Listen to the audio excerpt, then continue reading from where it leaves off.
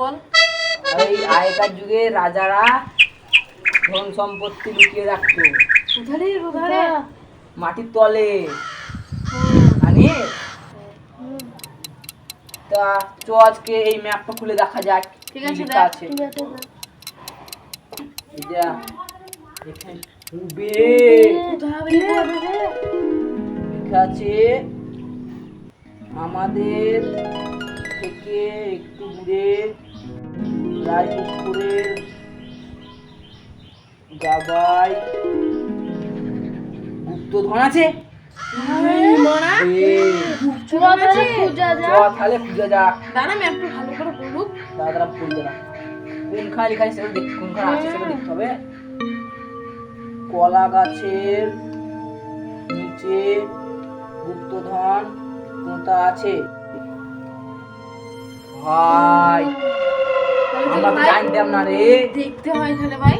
আমরা তো ওখানে হাইটতে যাই রাত্রেবেলায় তো বলতো আর আমি একদিন বিড়ি খেতে খেতে হাঁটছিলাম এখানে। তাহলে চো তাহলে দেখা যায়। হ্যাঁ শোন, তুই পাস না লিবি একটু, আমি একটা বাস না নেবো। তোরা কি লিবি? কেঁদা লিবি? বাস চ দেখে আসি। আমি ম্যাপের বই তুলেছি।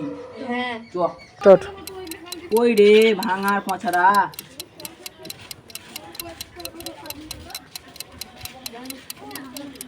কই বে?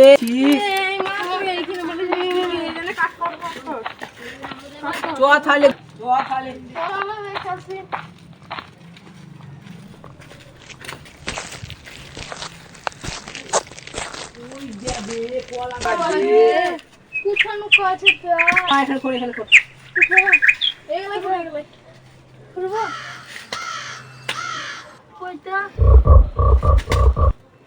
কই বে?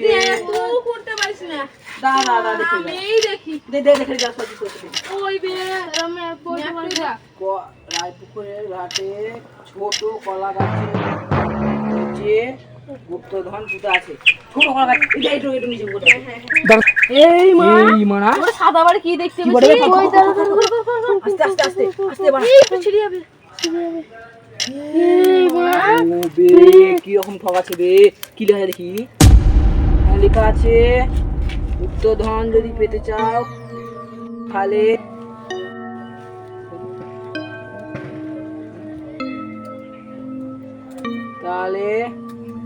সাকর কাছে যাও। চুয়াষাট খাবে খাজানাটা পাবো তো বে। চো খালি গ্যাস অফিস থেকে দেখিয়ে আসি। চুয়া তাহলে সাকর কাছে যখন বলছি আমাদের সাকর হবে। হ্যাঁ চুয়া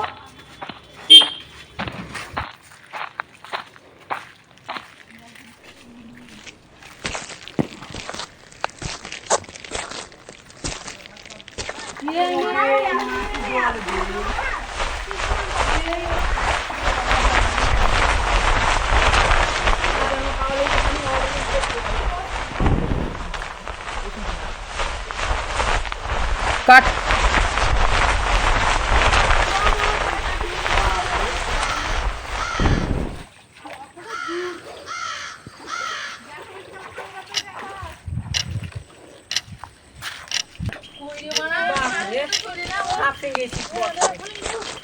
চলে এলাম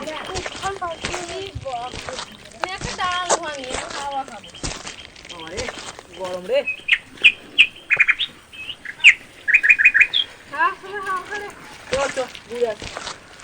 গুপ্তধন পাল খানিক কষ্ট করছি কি হবে। দাদা আবার খুলি দে। লেখা আছে বড় পাড়া একটা গাছে। স্টার্ট এ মার স্টার্ট। এই গাছ কি হবে? এই গাছটা থেকে যাবে। এই গাছটা থেকে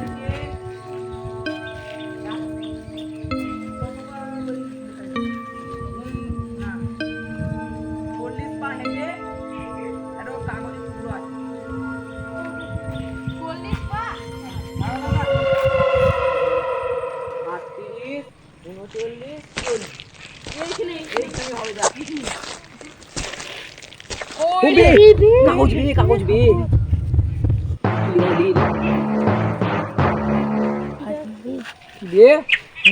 আমি এগুলা কি বে?